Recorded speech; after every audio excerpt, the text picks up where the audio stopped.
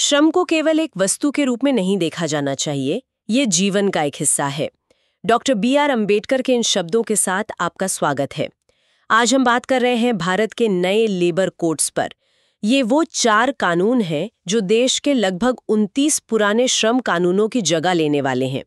हमारे पास द हिंदू का एक लेख है जिसमें इस मुद्दे पर 2 बिल्कुल कह सकते हैं अलग-अलग राय दी गई हैं, एक उद्योग जगत की तरफ से और दूसरी श्रमिक संघों की तरफ से। तो हमारी कोशिश रहेगी कि इन कानूनों को हर पहलू से समझें, इनके फायदे क्या हैं और इन्हें लेकर चिंताएं क्या हैं।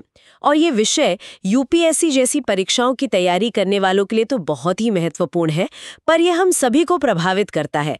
हम जिन 4 संहिताओं की बात कर रहे हैं वो है मजदूरी संहिता, औद्योगिक संबंध संहिता, सामाजिक सुरक्षा संहिता और चौथी है व्यावसायिक सुरक्षा, स्वास्थ्य और काम करने की स्थिति संहिता 2020। बिल्कुल। और ये समझना बहुत जरूरी है कि कोई छोटा मोटा बदलाव नहीं है। हम उन कानूनों को बदल रहे हैं जो 1940s और 50s से चले आ रहे हैं, मतलब आजादी के ठीक बाद बने थे। हाँ। तो जाहिर इतने बड़े बदलाव के जो परिणाम है वो भी बहुत दूर तक जाएंगे। तो सबसे पहला और बुनियादी सवाल यही उठता है कि आखिर इतने सालों बाद इन कानूनों को बदलने की जरूरत पड़ी क्यों? उद्योग जगत का इस पर क्या कहना है? देखिए, उद्योग जगत का तर्क बहुत सीधा है। उनका कहना है कि 1950 के भारत और आज के भारत में जमीन आसमान का फर्क है। वो कानून उस दौर के लिए बने थे। आज हमारी अर्थव्यवस्था में गिग वर्कर्स हैं, प्लेटफॉर्म वर्कर्स हैं, ई-कॉमर्स का बोलबाला है। पुराने कानून इन नई हकीकतों को एक तरह से समझते ही नहीं थे। अच्छा। और साथ ही वो दर्जनों कानून इतने बिखरे हुए और जटिल थे कि उनका पालन करना, जिसे हम कंप्लायंस कहते हैं, मतलब कंप्लायंस बहुत मुश्किल था। बिल्कुल। वो एक सरदर्द बन गया था। एक ही चीज की परिभाषा अलग अलग कानूनों में अलग अलग थी। तो उनका कहना है कि इन 4 कोड्स का मकसद है सरलीकरण, सुसंगतता और आधुनिकीकरण, ताकि कारोबार करना आसान हो और रोजगार के नए मौके पैदा हों। जी, मतलब मुख्य तर्क है सिंप्लीफिकेशन और मॉडर्नाइजेशन। लेकिन श्रमिक संघों को ये बात बिल्कुल पसंद नहीं आ रही। वो तो इसे एक बहुत बड़े धोखे की तरह देख रहे हैं। हाँ, उनका नजरिया 180 डिग्री अलग है। वो कहते हैं कि ये जो पुराने कानून थे, ये सरकार का कोई तोहफा नहीं थे। ये मजदूरों के सालों के संघर्ष का, आंदोलनों का नतीजा थे, जैसे 1926 का ट्रेड यूनियन एक्ट। सही। तो सरकार का ये कहना कि हम औपनिवेशिक मानसिकता से मुक्ति दिला रहे हैं, उन्हें खोखला लगता है। उनका आरोप है कि असल में ये नए कोड्स मजदूरों से उनके संघर्ष से कमाए अधिकार छीन रहे हैं और उन्हें वापस उसी दौर में धकेल रहे हैं जहां मालिक की मनमानी चलती थी। बिल्कुल। एक मिनट, यहाँ पर 2 शब्द बार बार आते हैं, फिक्स टर्म एम्प्लॉयमेंट और हायर एंड फायर। श्रमिक संघों का शायद सबसे बड़ा डर इन्हीं से जुड़ा है। एक आम कर्मचारी के लिए इसका असल में मतलब क्या है? ये बहुत जरूरी सवाल है। देखिए, फिक्स टर्म एम्प्लॉयमेंट का सीधा मतलब है कि कोई भी कंपनी किसी कर्मचारी को एक निश्चित अवधि के लिए काम पर रख सकती है। अच्छा, जैसे कॉन्ट्रैक्ट जॉब? हाँ, कह सकते हैं।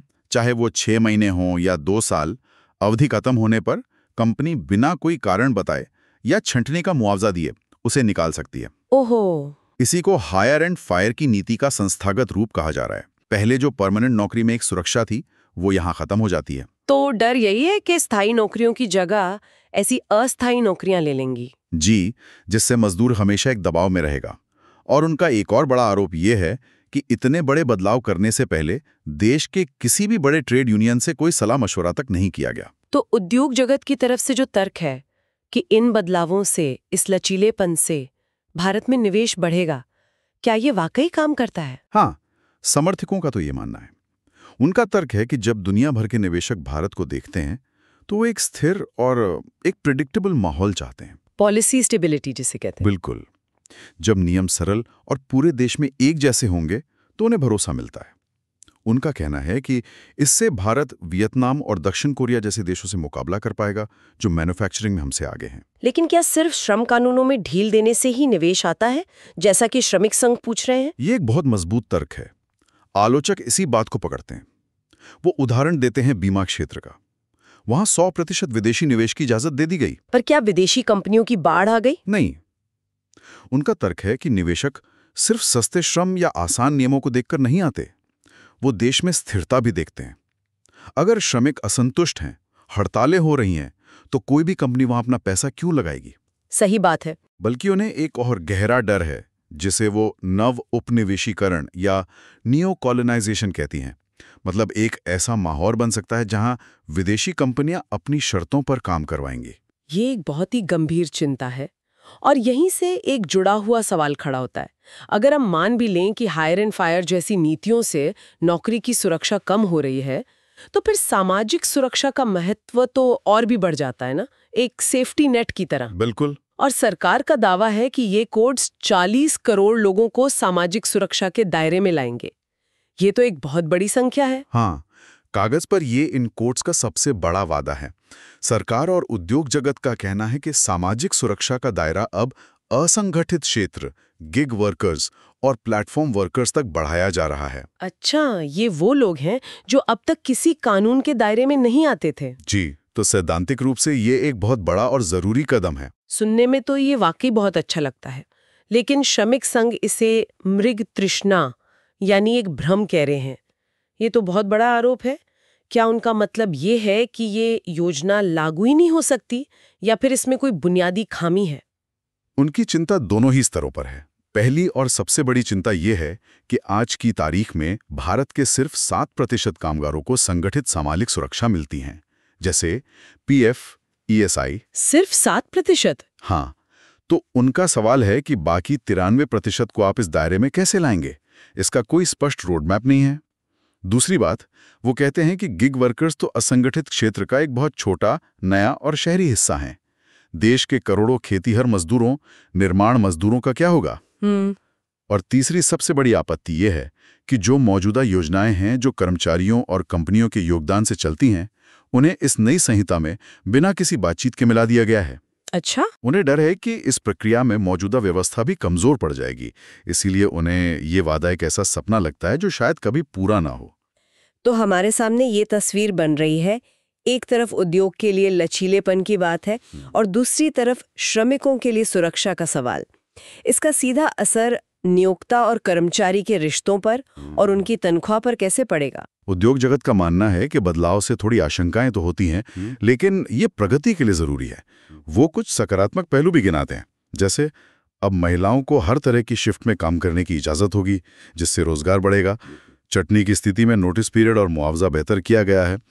और एक बहुत ही भविष्य की बात कही गई है, एक रीस्किलिंग फंड बनाने की। ये जो रीस्किलिंग फंड की बात है, सुनने में तो बहुत अच्छा लगता है, खासकर जब हमें एआई और ऑटोमेशन के दौर की बात कर रहे हैं। पर क्या ये कोड्स में एक कानूनी बाध्यता है या सिर्फ एक अच्छा सुझाव है जिस पर शायद कोई अमल ही ना करे? यह एक बेहतरीन सवाल है। लेख के अनुसार यह एक प्रस्तावित विचार है। इसकी असली ताकत इस बात पर निर्भर करेगी कि इसे लागू कैसे किया जाता है। मतलब क्या ये कंपनियों के लिए अनिवार्य होगा? हाँ, इसमें पैसा कहाँ से आएगा? अगर यह सिर्फ एक सुझाव बनकर रह गया तो इसका कोई खास मतलब नहीं निकलेगा, लेकिन अगर इसे ठीक से लागू किया जाए तो यह वाकई एक बड़ा बदलाव ला सकता है। और सबसे बुनियादी सवाल, न्यूनतम मजदूरी पर उद्योग जगत का क्या रुख है? यहाँ वो सैद्धांतिक रूप से निर्वाह मजदूरी या लिविंग वेज, मतलब इतनी मजदूरी जिससे सम्मान से जिया जा सके, उसके विचार से सहमत हैं, लेकिन वो इसे व्यावहारिकता से जोड़ते हैं। उनका सुझाव है कि मजदूरी को उस क्षेत्र की महंगाई, उद्योग के प्रकार और सबसे जरूरी कर्मचारी की उत्पादकता से जोड़ा जाना चाहिए। प्रोडक्टिविटी से? जी, ताकि यह प्रक्रिया पारदर्शी हो और विवाद की गुंजाइश न रहे। ठीक है, अब सिक्के का दूसरा पहलू देखते हैं। श्रमिक संघों का डर तो शायद यहीं सबसे ज्यादा गहरा है। वो औद्योगिक शांति नहीं बल्कि अशांति की चेतावनी दे रहे हैं। उनका डर बहुत स्पष्ट है। उनका कहना है कि इन कोड्स से सामूहिक सौदेबाजी, जिसे कलेक्टिव बार्गेनिंग कहते हैं, उसकी ताकत कम हो जाएगी। यानी मजदूरों का मिलकर अपनी मांगों के लिए मोल भाव करने का अधिकार। बिल्कुल। और मजदूरी को लेकर उनका आरोप तो बहुत ही तकनीकी और गंभीर है। हाँ, उन्होंने फ्लोर वेज और न्यूनतम जीवन यापन योग्य मजदूरी के बीच के फर्क की बात की है। ये फर्क समझना बहुत जरूरी है। क्या आप इसे सरल शब्दों में समझा सकते हैं? बिल्कुल। इसे ऐसे समझिए, न्यूनतम जीवन यापन योग्य मजदूरी या लिविंग वेज वो रकम है जो एक परिवार को रोटी, कपड़ा, मकान, शिक्षा और स्वास्थ्य जैसी बुनियादी जरूरतें पूरी करने के लिए चाहिए। मान लीजिए किसी शहर में यह रकम 250 रुपए प्रतिदिन है। हाँ। अब नए कोड के तहत सरकार एक फ्लोर वेज तय करेगी। ये एक निचली रेखा है, मान लीजिए 150 रुपए, जिसके नीचे कोई भी राज्य अपनी न्यूनतम मजदूरी तय नहीं कर सकता। अच्छा। तो आरोप यह है कि सरकार 250 रुपए की गारंटी नहीं दे रही, बल्कि सिर्फ 150 रुपए की एक न्यूनतम सीमा तय कर रही है। तो राज्य 150 से ऊपर कुछ भी तय कर सकते हैं, पर 250 तक पहुंचना जरूरी नहीं होगा। बिल्कुल, उन्हें कोई बाध्य नहीं करेगा। इससे मजदूरी बढ़ने की जगह कम होने का खतरा है। ये तो बहुत बड़ा फर्क है। और एक और बात जो लेख में कही गई है, जो अक्सर चर्चा में नहीं आती, वो है फैक्ट्री की परिभाषा में बदलाव। हाँ, और ये एक ऐसा बिंदु है जो चुपके से बहुत बड़ा असर डाल सकता है। व्यावसायिक सुरक्षा संहिता में फैक्ट्री कहलाने के लिए श्रमिकों की सीमा बढ़ा दी गई है।